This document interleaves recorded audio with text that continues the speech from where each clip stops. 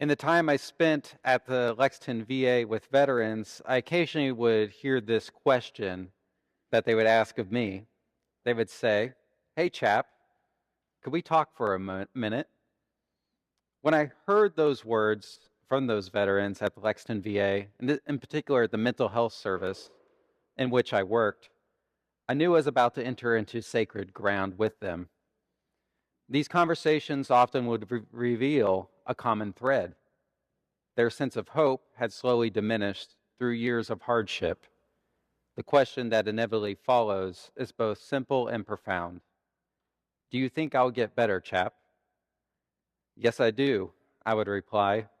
And together, we would explore the ways they were already taking steps towards their healing and their wholeness, however small those steps might seem. In those moments, I realized my role wasn't just to listen and be a supportive spiritual presence for them. It was also to hold hope for them when they struggled to hold it for themselves.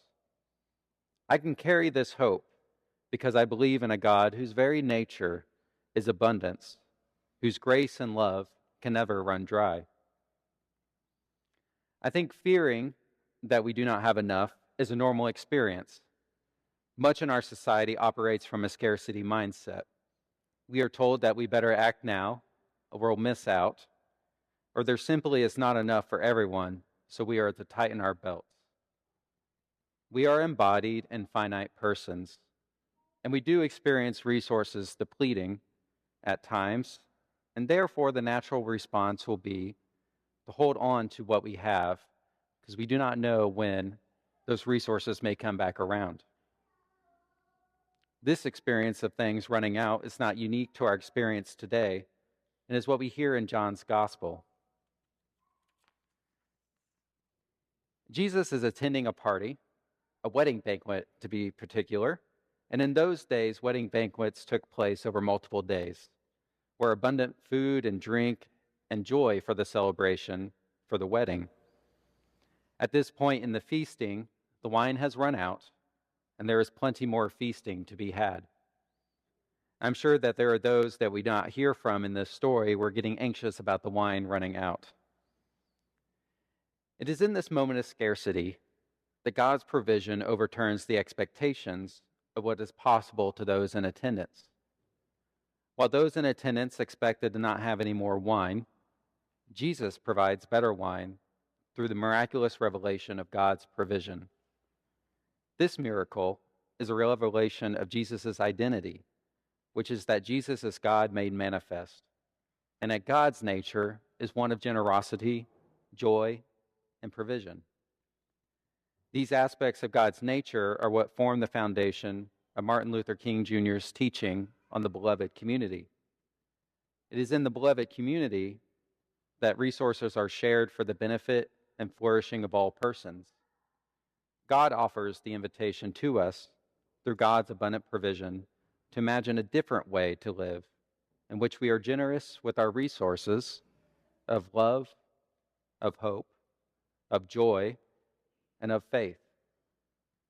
This is a radical and inclusive vision of what reality we are called to live into as Christians.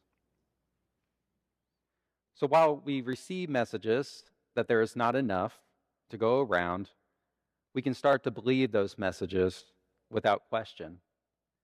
Those messages become familiar refrains that seem to have a ring of truth to them. There is not enough love. There is not enough hope. There is not enough joy. There are not enough resources. Then when we encounter God's surplus of those things, we think that there is not enough of or has run out. It invites us to consider a different way of being. The different way of being is that there is enough, and that we are to share that with one another. We are to share in this abundance of God's grace with one another. Looking at John, the servants are invited to join in this sharing. They are given the task of filling the jars with the water, which they do, and the water undergoes the extraordinary transformation. Just as the servants participated in this, we too are invited to participate in God's work of renewal with God's abundance. We may hesitate to embark on this work due to the messages of scarcity that are familiar, believing our efforts maybe are too small and insignificant. But just as the servant's obedience led to abundance, it's simple acts, such as mentoring a child, advocating for justice, serving a neighbor with generosity and understanding, holding hope for someone when hope is difficult for them.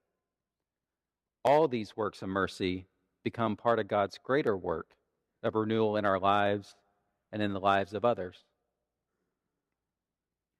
This sign of water being transformed was about more than providing wine.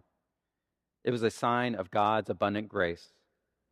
It showed that scarcity is replaced with plenty, despair is replaced with hope.